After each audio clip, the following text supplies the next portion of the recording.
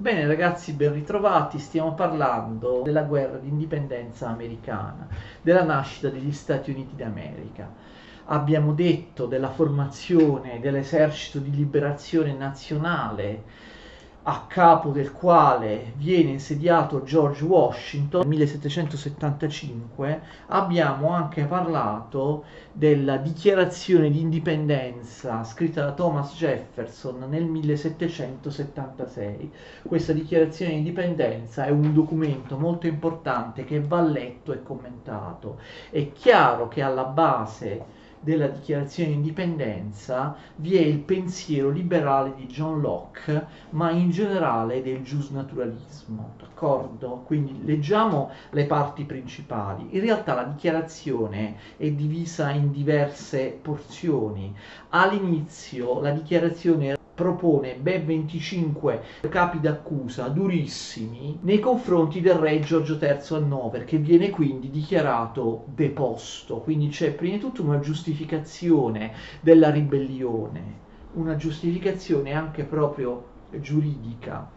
Questi capi d'accusa contro Giorgio III sono molto duri, addirittura si accusa Giorgio III di aver aizzato, di aver scatenato gli indiani Pelle Rossa, i nativi americani, contro i coloni nei futuri Stati Uniti d'America. Si dice che si è cercato di trovare un accordo, una conciliazione con Giorgio III, ma Giorgio III non l'ha voluta, si è comportato come un despota. È un despota, è moralmente, giuridicamente accettabile che lo si abbatta, d'accordo?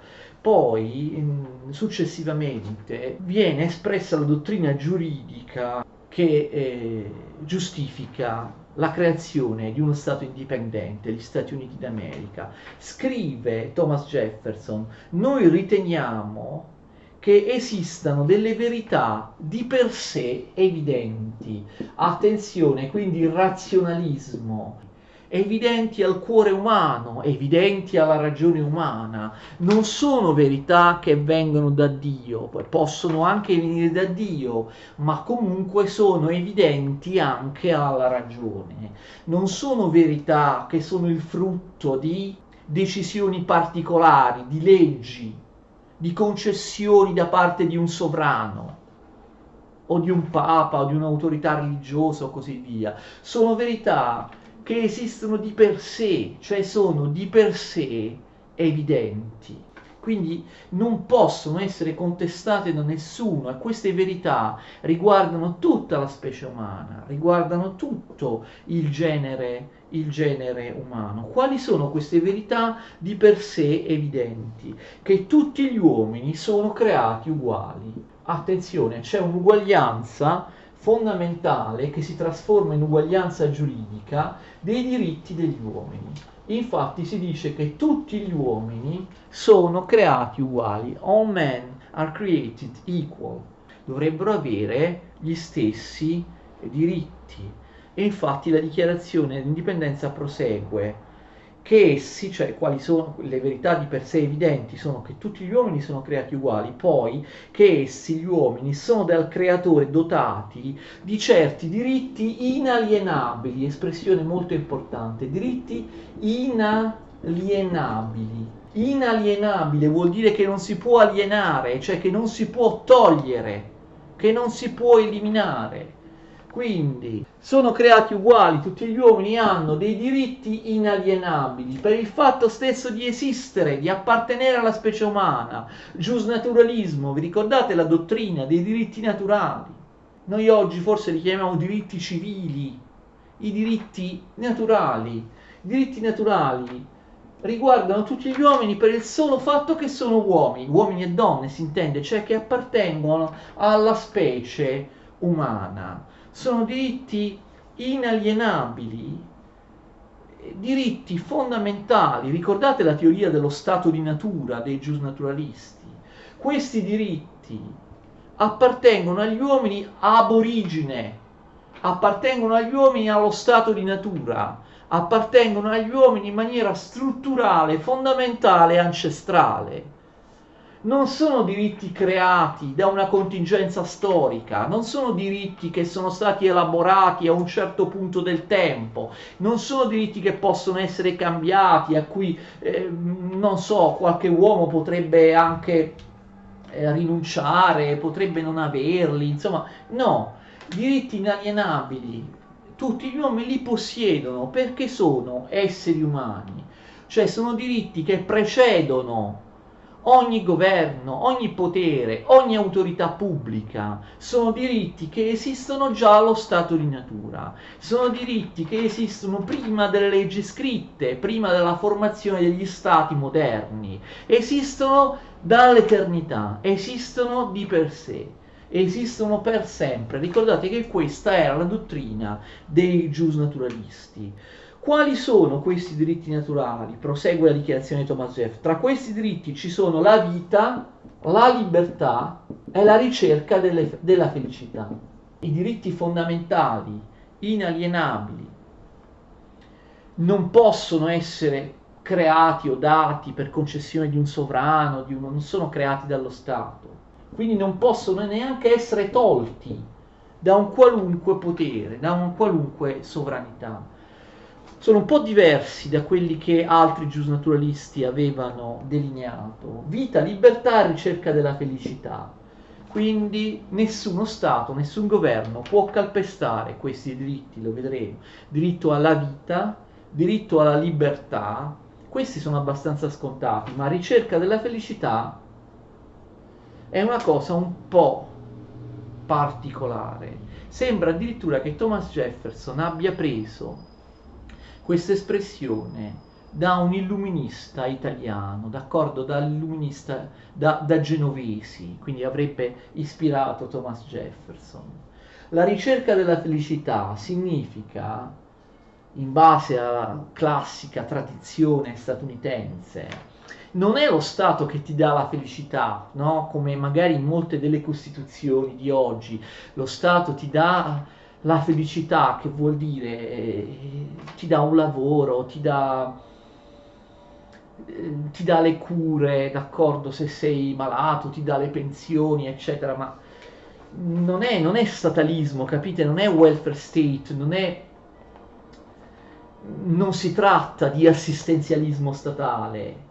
Tra l'altro, anche dando, non so, la casa, il lavoro, il reddito da parte dello Stato mantiene i cittadini, ti trova il lavoro, non è garantito che tutte queste cose rappresentino la felicità. Quindi invece attenzione, perché molti sbagliano, sostengono che la Costituzione americana garantisce la felicità ai cittadini, nulla di più falso. La ricerca della felicità è un'espressione tipicamente liberale, tipica dell'individualismo liberale. Cioè lo Stato ti lascia libero di cercare la felicità, anche perché la felicità non può essere determinata dallo Stato non è uno Stato etico, lo Stato non è uno Stato totalitario, lo Stato non ti dice che cosa fare, che cosa mangiare, che cosa pensare, quale istruzione avere, quale lavoro cercare di intraprendere, quali atti nella vita ti portano alla felicità. Ognuno cerca la felicità in un modo diverso. Lo Stato semplicemente ti lascia libero di cercare la felicità come tu voglia, d'accordo?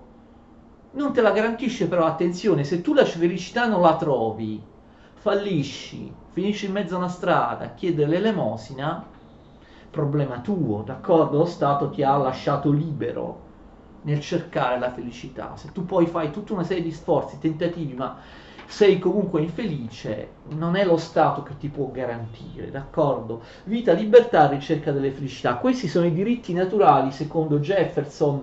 Alcuni criticarono questo perché Jefferson non aveva inserito la proprietà privata, fondamento delle libertà di uno Stato, che quindi può essere, per esempio, secondo Locke, solo uno Stato borghese capitalistico, perché uno Stato libero pone alla base di tutte le altre libertà la proprietà privata e quindi in base alla proprietà privata e alle leggi che la difendono, su questa base si ergono, si costruiscono anche tutte le altre libertà. Così diceva Locke, che infatti inserisce la proprietà privata tra i diritti naturali. Attenzione, Jefferson non lo fa, poi dirà che non l'ha fatto perché gli sembrava assolutamente scontato. Quindi la dottrina dei diritti naturali, tipica del giusnaturalismo, e in particolare del giusnaturalismo di John Locke, che è davvero l'esempio teorico, il modello filosofico di questa dichiarazione di indipendenza. E allora, come continua la dichiarazione? Ha lo scopo di garantire questi diritti, non ad un altro scopo, ha lo scopo di garantire questi diritti sono istituiti tra gli uomini i governi, i quali derivano i loro giusti poteri dal consenso dei governati. Un governo legittimo qual è? È soltanto un governo che si costituisce per andare incontro ai cittadini, d'accordo? Il governo viene istituito per garantire questi diritti, vita, libertà, ricerca della felicità. Un governo è legittimo, la base morale e giuridica dell'esistenza di un'autorità pubblica, di un governo, è solo questa. Il governo deve servire i cittadini, il governo è uno strumento affinché i cittadini possano esercitare al meglio quei 3 diritti naturali che abbiamo detto. Quindi proprio nella tradizione proprio giusnaturalistica c'è il contrattualismo, si firma un contratto sociale, i cittadini istituiscono uno Stato, d'accordo, un governo, perché senza il governo, cioè lo stato di natura, il rispetto di quei diritti naturali non sarebbe garantito. Vi ricordate Locke? Vi ricordate anche Hobbes? Il governo non schiaccia il cittadino, al contrario, il singolo individuo è al di sopra del governo. Il governo, lo Stato, è uno strumento utilitaristico che i cittadini hanno trovato per esercitare al meglio, con più sicurezza, i loro diritti naturali, capite? Cioè lo Stato, il governo è al servizio del cittadino. Nasce perché i cittadini pensano come possiamo al meglio esercitare i nostri diritti naturali, creiamo un governo con delle leggi, con dei giudici che garantiscano l'applicazione di questi diritti naturali. Se però il governo non garantisce questi diritti, evidentemente non è legittimo, quindi il governo non viene da Dio al sovrano, come nel caso ricordate, della dottrina della sovranità assoluta, dell'assolutismo sovrano. Il governo, lo Stato, è un corpo artificiale che in maniera del tutto utilitaristica e convenzionale viene creata, il governo, lo Stato, a un certo punto della storia dei cittadini perché essi si accorgono che utilitaristicamente e strumentalmente il governo è meglio dell'anarchia, lo stato di natura per vedersi rispettare i diritti naturali. I cittadini potevano anche non fondare lo Stato, certo, potevano anche non fondare lo Stato. Lo Stato non esiste per necessità, per una qualche provvidenza divina, oppure diceva Aristotele che lo Stato esiste perché è proprio nell'ordine delle cose, nell'ordine proprio dello sviluppo della storia e degli enti. Lo Stato al servizio dei cittadini. I cittadini lo creano perché si rispettino quei diritti naturali e se lo Stato non lo fa, vedete, i governi derivano i giusti poteri dal consenso dei governati. Quindi la sovranità appartiene al popolo, come diceva Locke. Il governo esiste solo se il popolo, votando, comunque esprimendo un consenso, è d'accordo con l'esistenza di quel governo e se quel governo è dispotico e non rispetta i diritti naturali, cioè l'unico motivo per cui è stato creato e per cui è legittimato ad esistere, ogni qualvolta una forma di governo tende a negare questi fini, cioè questi diritti, il popolo ha diritto di mutarla, la forma di governo, o abolirla e di istituire un nuovo governo fondato su tali principi. Il diritto di ribellione. Il governo esiste solo se rispetta i diritti naturali dei cittadini. Se non lo fa più, i cittadini possono ribellarsi e sostituire quell'autorità a un'altra autorità che faccia rispettare i diritti naturali. E ovviamente diritto di ribellione codificato anche nell'opera, no, i 2 trattati sul governo di John Locke che abbiamo visto nelle lezioni di Locke. E quindi questa ovviamente è la spiegazione, la giustificazione della ribellione stessa degli americani alla madrepatria inglese, alla Gran Bretagna, perché Giorgio III è un sovrano dispotico non ha il consenso degli americani, non ha rispettato i loro diritti naturali, e quindi noi abbiamo ovviamente il diritto di ribellione, di fare una rivoluzione, di sostituire Giorgio III e il governo inglese con un governo nostro, con un governo a cui noi diamo il consenso, con un governo che rispetterà i diritti naturali. Quindi grandissima importanza della dichiarazione di indipendenza. Vediamo come va la guerra. Come hanno fatto gli americani a vincere la guerra? Abbiamo già detto che non avevano neanche un esercito. Come potevano competere con l'esercito, la flotta più forti del mondo, quelle britanniche? Infatti inizialmente i coloni vengono sconfitti. Molte colonie e città americane vengono facilmente occupate dall'esercito inglese, tra cui New York, la stessa Filadelfia. Cosa succede? Washington e il suo esercito si muovono su due fronti. Primo, cercano di ottenere aiuti finanziari, cioè aiuti da altri paesi europei. Voi capite bene che i paesi europei, l'abbiamo visto, i paesi europei non facevano altro che essere sconfitti, no? Dall'Inghilterra in tutte le guerre. Quando mai l'Inghilterra, la Gran Bretagna perdeva una guerra? Quindi i paesi europei non ci pensano due volte. Aiutare gli insorti americani significa finalmente prenderci una rivincita sull'Inghilterra, sulla Gran Bretagna, cioè finalmente vincere una guerra che la Gran Bretagna ci ha sconfitto sempre. Quindi sia Francia, attenzione, sia Spagna, sia Olanda danno grandi finanziamenti all'America e all'esercito di Washington, perché ovviamente hanno interesse che gli Stati Uniti vincano la guerra, gli danno aiuti finanziari. Poi c'è anche il problema dell'organizzazione dell'esercito di George Washington. Anche qui tanti generali, personaggi europei vengono mandati in America dai loro paesi oppure spontaneamente vanno ad aiutare la rivoluzione americana. Personaggi che noi abbiamo citato in altre lezioni, come l'eroe nazionale polacco Tadeusz Kosciuszko oppure il brillante militare francese Lafayette, aiutano quindi George Washington a organizzare l'esercito e combattono con lui. Ho citato due personaggi, Kosciuszko e Lafayette, che dopo la guerra di rivoluzione americana si metteranno a capo di una rivoluzione indipendentista o comunque democratica all'interno dei loro paesi. Kosciuszko in Polonia, Lafayette in Francia. Lafayette sarà uno dei capi, se non il capo militare della prima fase della rivoluzione francese. Allora dovete tra l'altro ricordare che in Francia c'era l'illuminismo, l'opinione pubblica seguiva moltissimo le nuove idee degli illuministi, e gli illuministi erano quasi tutti, tranne Voltaire che non rifiutò la sua anglomania e si schierò per la Gran Bretagna.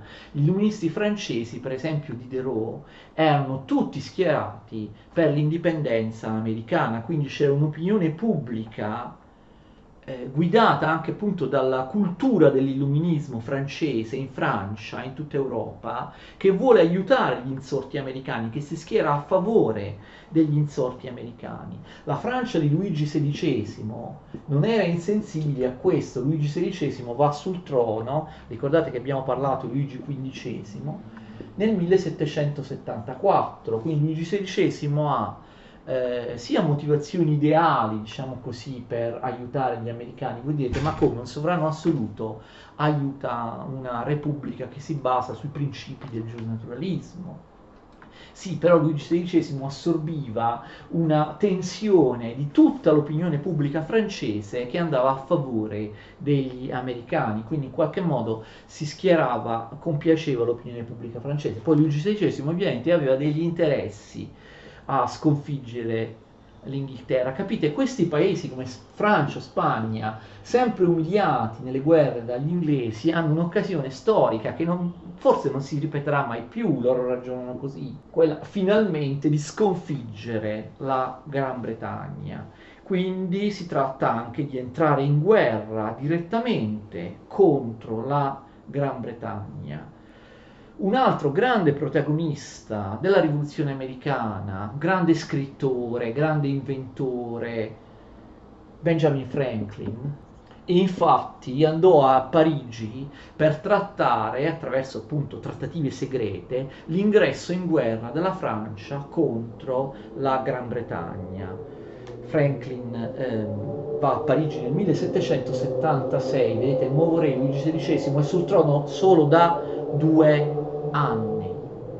Franklin riesce, comunque la Francia si convince, nel 1778 la Francia entra in guerra, seguita dal ramo dei parenti borbonici della Spagna. Nel 1779 entra in guerra anche la Spagna, capite? Quindi inizialmente la Gran Bretagna vinceva, ma poi, come hanno vinto la guerra degli americani? Semplice, hanno avuto finanziamenti ingenti e hanno avuto l'alleanza nella guerra da parte di Francia e Spagna.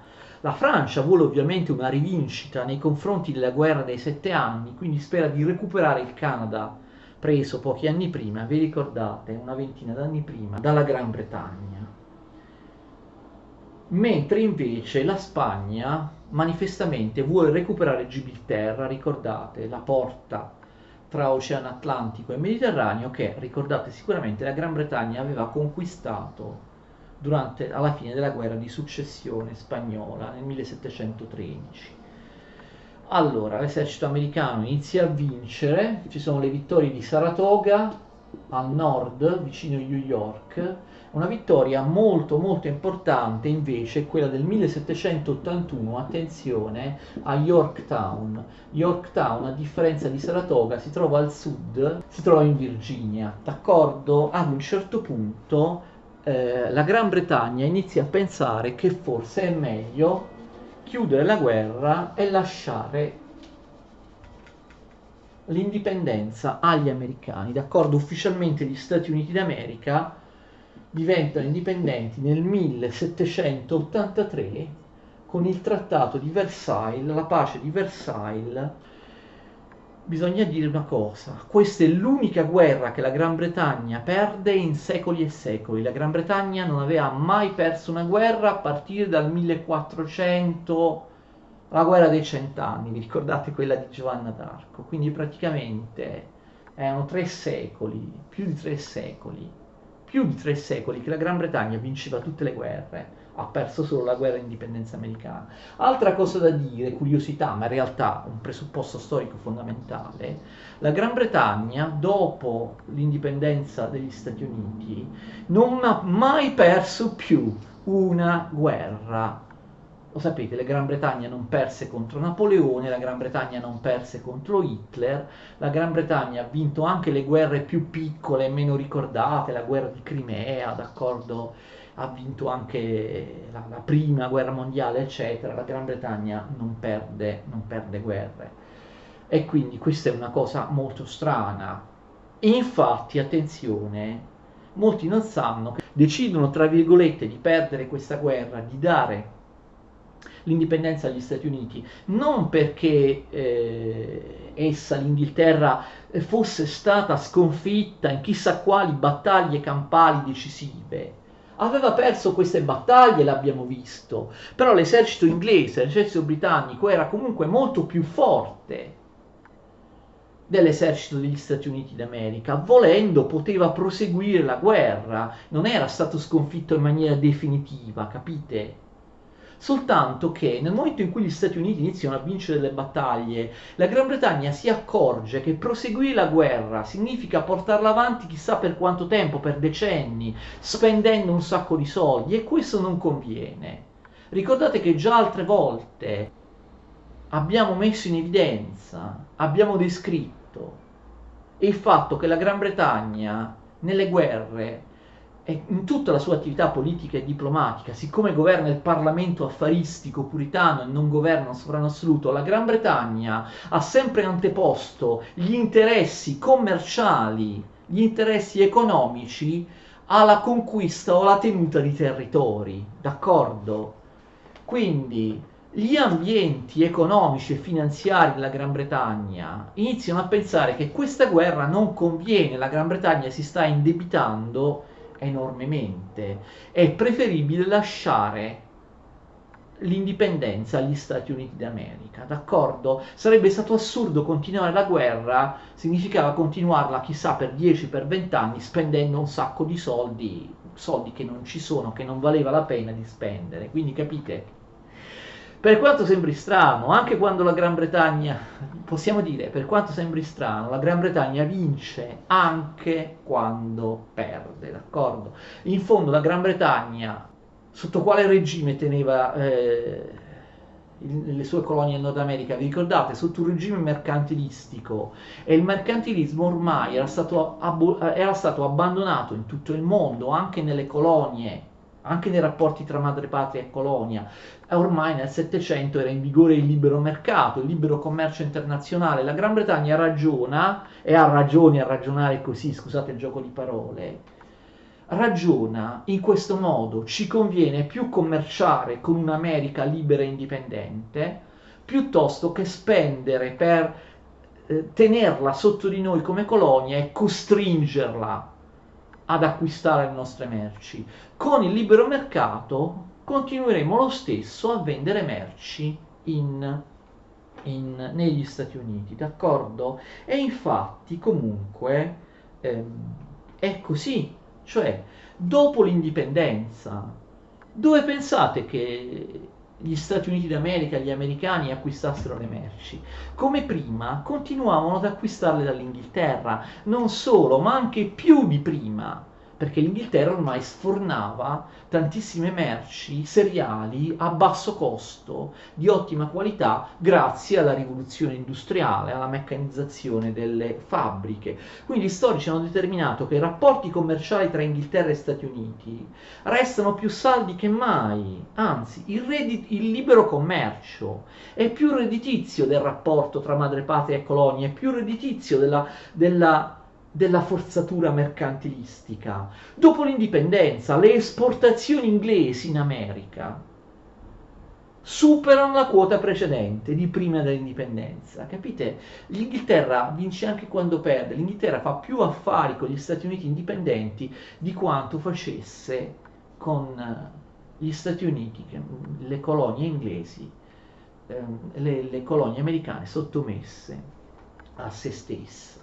Peraltro la Gran Bretagna fa in modo di concludere una pace senza perdere territori significativi nei confronti degli alleati, degli indipendentisti americani. Ricordate che la Francia voleva riprendersi il Canada, niente Canada. Nei trattati di pace l'Inghilterra concede alla Francia soltanto l'isoletta americana di Tobago e alcune basi di scarsa importanza nel Senegal. La Francia di Luigi XVI, che già aveva un debito pubblico enorme, si svena, si rovina per finanziare la guerra, appunto la propria guerra della Francia a favore degli indipendentisti americani, aumenta il suo debito pubblico che porterà la Francia direttamente alla rivoluzione francese, e non ottiene in cambio niente se non queste cose insignificanti. Ma anche la Spagna, altro che Gibilterra, la Spagna voleva recuperare Gibilterra, no, alla Spagna viene dato il territorio nordamericano del tutto desertico e improduttivo della Florida, o meglio in spagnolo Florida, perché insomma l'avevano scoperta gli spagnoli, l'avevano chiamata Florida, adesso nell'inglese americano si chiama Florida, un territorio appunto poco popolato, pieno di paludi, di alligatori, di insetti velenosi e cose del genere. La Florida è, diciamo, il premio della vittoria spagnola, quindi come vedete la Gran Bretagna se la cava benissimo da tutti i punti di vista. Gli Stati Uniti indipendenti sono profondamente divisi. Ricordate le differenze sociali, economiche, psicologiche tra colonie del nord, colonie del sud, colonie del centro. Ma possiamo dire che dopo l'indipendenza le colonie del sud della Virginia sono molto diverse, hanno interessi molto diversi rispetto alle colonie sia del centro sia del nord che noi accomuniamo, colonie del centro-nord. Il sud ha un'economia di piantagione, il centro-nord vuole, ora che non c'è più il vincolo della madrepatria inglese, invece avere un'economia industriale, o comunque intende il lavoro come un lavoro capitalisticamente inteso, in base alla libera concorrenza, al profitto e così via. Cioè le due economie, i due sistemi economici e sociali sono profondamente diversi. Tra la classe dirigente virginiana che abbiamo visto ha espresso molti dei leader della rivoluzione americana, personaggi come l'abbiamo visto, come Washington oppure Jefferson. Questi abbiamo visto i gentiluomini, gentleman rurali, no? Abituati a non lavorare, a far lavorare gli schiavi nelle piantagioni, gentleman colti, eleganti, sognavano un'America rurale, lo stesso Jefferson faceva così, non industrializzata, con dei rapporti personali semplici, d'accordo, all'interno appunto di un contesto rurale in cui questa aristocrazia del denaro, questi latifondisti non lavoravano, leggevano le opere di Cicerone, eccetera. Invece nel centro-nord vi era una mentalità completamente diversa, gli affaristi, i banchieri, i capitalisti, quelli che volevano giocare in borsa, la finanza e così via. L'economia del nord, ma anche la psicologia del nord era molto più dinamica, più, come dire, affaristica, d'accordo? Quindi ci sono dei contrasti, degli interessi, diciamo così, in contrasto. Il centro-nord voleva un affarismo dinamico, un commercio, l'industria, la creazione di una grossa industria del ferro. Inoltre il sud aveva bisogno inevitabile di schiavi per far andare avanti la sua economia della piantagione, invece nel centro-nord non vi erano schiavi, la schiavitù era stata già abolita negli stati del centro-nord e c'era proprio una vera ripugnanza verso la schiavitù. No, no schiavi, no, no schiavitù al centro-nord. Il problema della schiavitù, molti di voi l'avranno già detto, ma come lei professore ci ha appena detto che nella dichiarazione di indipendenza Jefferson scrive che tutti gli uomini sono creati uguali, sono uguali. Allora gli schiavi perché non devono avere i diritti inalienabili di cui parla la dichiarazione di indipendenza, la libertà, ricercare la felicità come vogliono? C'è una contraddizione, Jefferson ha scritto tutti gli uomini sono uguali, hanno dei diritti di libertà, eccetera. Jefferson possedeva degli schiavi. Era un piantatore virginiano. Jefferson era personalmente contrario alla schiavitù. Quando lui morì, per testamento liberò i suoi schiavi. Il problema è che voi sapete che spesso l'economia riesce a schiacciare i nobili principi ideologici. Senza gli schiavi l'economia del sud non poteva in nessun modo esistere. Jefferson propose anche di inserire nella dichiarazione di indipendenza un paragrafo contro la schiavitù, che magari non sarebbe stato applicato proprio subito, però nel corso del tempo bisognava liberare gli schiavi. Molti rappresentanti di altre colonie, in particolare ovviamente il sud, rifiutarono, quindi l'abolizione della schiavitù non c'è nella dichiarazione di indipendenza. Jefferson, tra l'altro, lo sappiamo anche con gli studi del DNA, ebbe molti figli da una sua schiava, d'accordo? Quindi aveva anche un rapporto, come dire, molto molto stretto, personale con una sua schiava. Esistono ancora in America, sono stati rintracciati, no, con le ricerche sul DNA, i discendenti. Che cosa succede? In più c'erano differenze tra est e ovest. All'ovest c'erano i pionieri, no?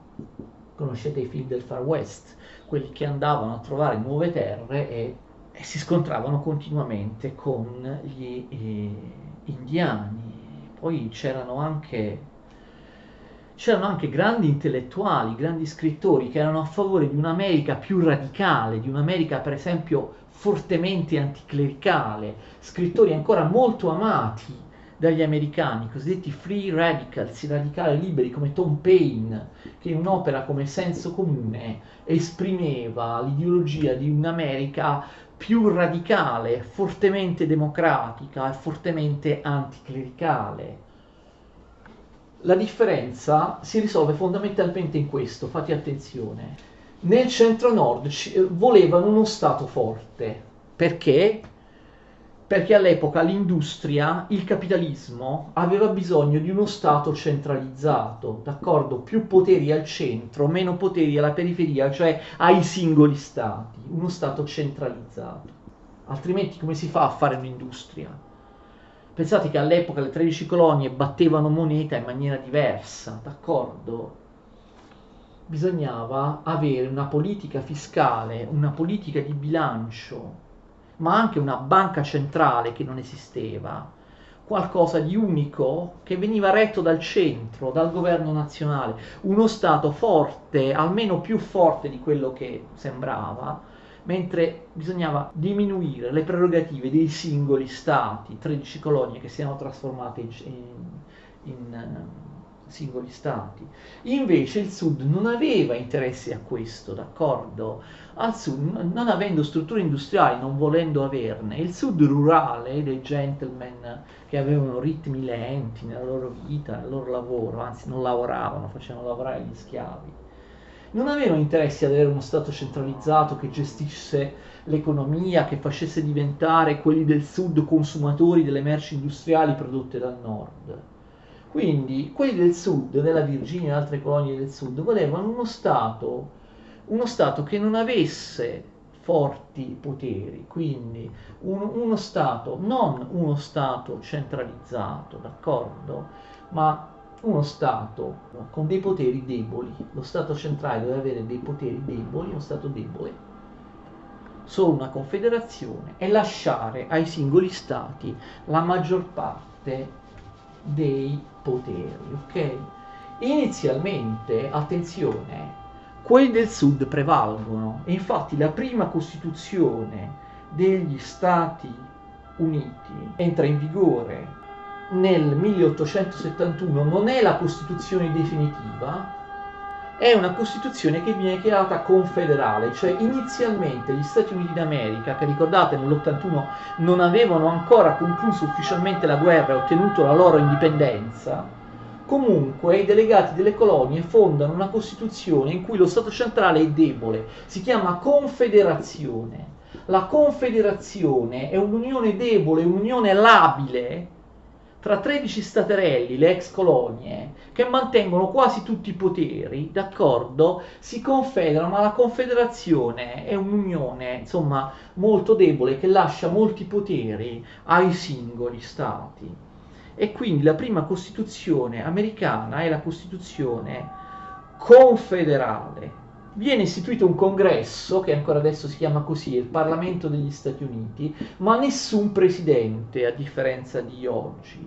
Il congresso è costituito da delegazioni degli stati. In molti casi i delegati al congresso, capite, parlamentari, non vengono neanche eletti, vengono mandati lì per decisione di ciascuno Stato. Questo congresso ha poteri molto deboli, poi non c'è il presidente. Pensate che il congresso ha soltanto due poteri fondamentali. Il congresso ha potere in politica internazionale e poi ha potere di risolvere i contrasti tra i singoli Stati, tra i 13 singoli Stati. Quindi ha due poteri che, insomma, non sono particolarmente importanti. Dirige la politica internazionale e risolvere i singoli stati.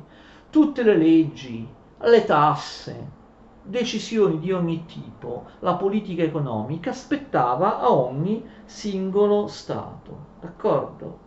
Pensate che ognuno dei singoli stati si considerava praticamente indipendente, a volte non mandava neanche i propri rappresentanti al congresso, per dire che non riconosceva neanche come importante questa struttura. Quindi si tratta di uno stato per modo di dire. Le 13 ex colonie sono diventate 13 stati sono di fatto indipendenti. Le cose non funzionano. Vi è un'anarchia monetaria, un debito pubblico molto forte, grossi problemi economici degli Stati Uniti dopo la guerra di indipendenza, problemi economici che derivano appunto anche dal fatto che l'economia e tutto il resto veniva gestito da ognuno dei 13 stati, non vi era uno Stato centrale forte che potesse fare ordine, non vi era una banca centrale, non vi era una politica economica e fiscale decisa a livello nazionale, così abbiamo una sorta di anarchia monetaria e di gravissimi problemi economici. non solo, ma anche di tensioni sociali. Attenzione, ci sono delle rivolte all'interno dell'esercito, il che è pericolosissimo. George Washington aveva sciolto il suo esercito di liberazione subito dopo la fine della guerra, proprio perché diceva: io non voglio essere un dittatore. Un esercito permanente fa rischiare il dispotismo, ma lui aveva sciolto l'esercito di liberazione, però un esercito, per quanto ridotto, esisteva e c'erano dei militari che volevano, che si ribellavano, quindi una grave crisi, e a un certo punto viene decisa una rifondazione costituzionale. Una nuova Costituzione, quella che ancora adesso esiste, viene approvata nel 1787.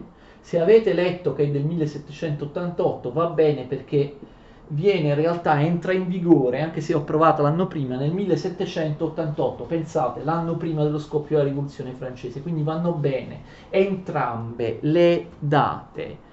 Si decide di rifare la Costituzione e di costituire uno Stato centrale forte, perlomeno più forte di quello praticamente inesistente di prima, d'accordo? Viene cambiata la Costituzione. Questa Costituzione più forte viene chiamata Costituzione federale.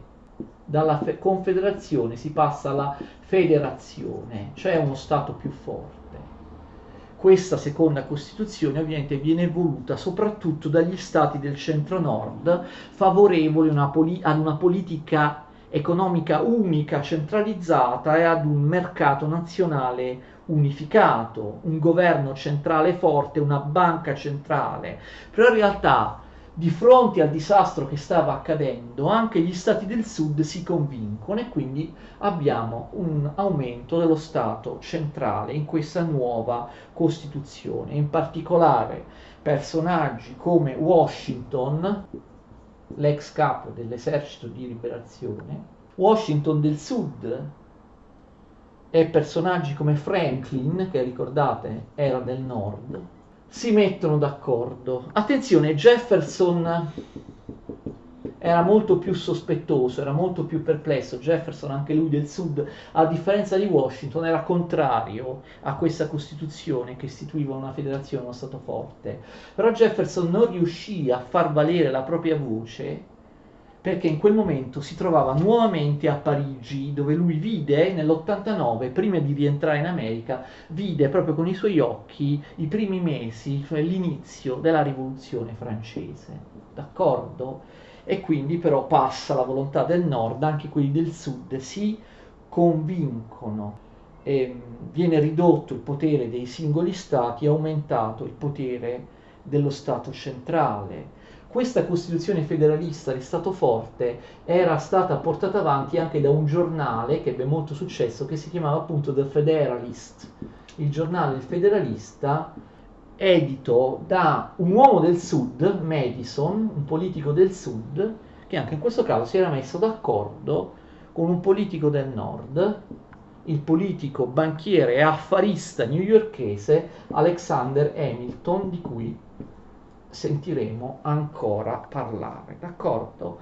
Vedremo la prossima lezione qual è la Costituzione federale che aumenta i poteri dello Stato centrale degli Stati Uniti d'America, e cosa fece Jefferson per evitare che lo Stato potesse schiacciare i cittadini, e ovviamente l'approvazione dei 10 emendamenti, dei primi 10 emendamenti. Un'ultima cosa da dire, una questione terminologica importante: o come uno Stato forte negli Stati Uniti viene chiamato federazione, mentre uno Stato centrale debole che lascia moltissimi poteri alle autonomie, lascia molti poteri e autonomie alle province, si chiama confederazione. Ma noi non siamo abituati in Europa a dire che la federazione è appunto uno Stato debole, che il federalismo lascia poteri alle regioni.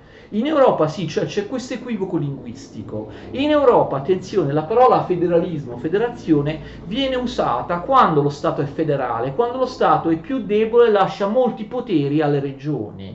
Per esempio, prendete l'esempio della Germania, che non a caso si chiama ufficialmente Repubblica Federale Tedesca.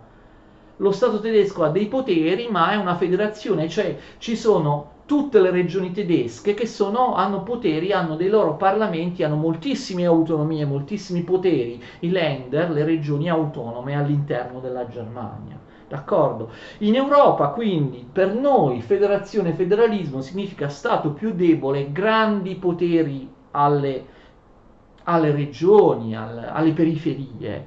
Invece, attenzione, in America significa il contrario. In America federazione significa un governo centrale forte, ma in particolare l'aggettivo federale fa riferimento al governo centrale. In America tutto ciò che è federale è centrale, cioè viene da Washington e non dalle sovranità dei singoli stati. Avete mai visto anche nei film, no? L'FBI, che cos'è? Federal Bureau of Investigation, ok? È la polizia suprema. Perché si chiama federale? Perché dipende da Washington, d'accordo? Quanti di voi hanno visto in una serie TV, in un film, c'è uno sceriffo, no, locale, espressione della polizia locale, che sta indagando su un caso, il caso è molto importante, il governo centrale se ne occupa, arrivano, no, un paio di agenti dell'FBI, tutti vestiti bene, di nero, così, con gli occhialoni, che dicono allo sceriffo: mi dispiace, devi lasciar perdere le indagini, il caso è federale, ce ne occupiamo noi, cioè mandati dal centro, dal governo, agenti dell'FBI, cioè proprio, capite, la polizia centrale federale. In qualunque cosa, ciò che è federale negli Stati Uniti d'America significa che è centrale, che deriva dal governo, che dipende dal governo centrale, d'accordo? La Corte Costituzionale federale è quella centrale, poi ci sono le corti costituzionali dei singoli stati. La banca centrale, che sarà fondata tra poco, al momento in cui siamo arrivati non c'è ancora, viene, lo sapete, amichevolmente chiamata Fed, Federal Reserve Bank. La banca centrale degli Stati Uniti si chiama banca federale, è centrale e quindi si chiama federale. Tutto ciò che è federale è centrale, quindi l'America è una federazione perché comunque a comandare lo Stato centrale, anche se ci sono forti autonomie comunque dei singoli stati. Vedremo la prossima volta con grande precisione, spero, la Costituzione degli Stati Uniti, importantissima, che è arrivata sino a noi, che ha una storia di più di 2 secoli ininterrotta di democrazia, non è stata mai sospesa per un colpo di Stato, cambiata, eccetera, a differenza di tantissime altre Costituzioni. Chiudo con 2 curiosità sul testo della dichiarazione di indipendenza, che non ho detto prima per non appesantire la cosa. Ricordate, uno dei diritti naturali è la ricerca della felicità. Ricordate che questo è anche un film del regista italiano Gabriele Muccino, con chi era? Will Smith, il protagonista americano. Conoscete questo film? Michele Muccino nel film La ricerca della felicità, ambientato proprio in America, fa sì che il protagonista rifletta, proprio nel film si vede, pensa che cosa voleva dire Jefferson quando ha scritto La ricerca della felicità, quindi riflette proprio sulle caratteristiche dello Stato americano. Poi un'altra cosa, lo Stato, lo vedremo meglio la prossima volta, gli Stati Uniti sono il primo Stato a nascere laico, con totale separazione tra Stato e Chiesa. Tuttavia nelle dichiarazioni di indipendenza si dice no, gli uomini sono creati uguali, gli uomini sono stati dotati dal creatore di diritti inalienabili, quindi si parla di un Dio. Sì, però non è necessariamente il Dio cristiano. Attenzione, su questo ci sono molti equivoci. Il Dio della dichiarazione di indipendenza non è il Dio cristiano, è un Dio generico che chiunque può rivestire della propria opinione. Ok? Questo è importante. Cioè, la tolleranza religiosa negli Stati Uniti ha sempre preso questa forma. Tu sei libero di avere qualunque religione, anche la religione più strana, ma devi avere una religione, devi avere un Dio, quindi il creatore, decidi tu qual è il tuo Dio. Ma insomma, se tu sei ateo, non sei ben visto, diciamo così. Molti dei protagonisti, a differenza di quello che si pensa, gli Stati Uniti d'America non sono stati creati con la Bibbia in mano. Molti dei protagonisti che abbiamo visto, Jefferson, per esempio, principalmente, ma anche altri, erano degli illuministi, non erano neanche cristiani. Molti erano dei deisti, d'accordo? Molti storici sostengono che Jefferson fosse addirittura ateo. Molti di questi protagonisti che abbiamo visto erano apertamente massoni. Il Dio della massoneria, l'architetto dell'universo, non è il Dio cristiano, anzi è un Dio molto diverso dal cristianesimo che la Chiesa Cattolica non ha mai accettato. Questi qua erano laici, erano massoni, erano anticlericali, avevano una propria religiosità, ma una religiosità illuministica, deistica oppure massonica. Fate attenzione a questo. Il Dio della dichiarazione di indipendenza è un Dio generico che lascia libero chiunque di avere la propria religione. Non è un Dio cristiano. Non è vero, come spesso si dice, che gli Stati Uniti d'America sono nati in base ai principi del cristianesimo, perché tra i personaggi che io vi ho citato, i padri fondatori degli Stati Uniti d'America, probabilmente lì di cristiano non ce n'era neanche uno, d'accordo? La laicità come cifra dell'essenza degli Stati Uniti d'America sin dalla nascita, lo vedremo meglio anche la prossima lezione, arrivederci.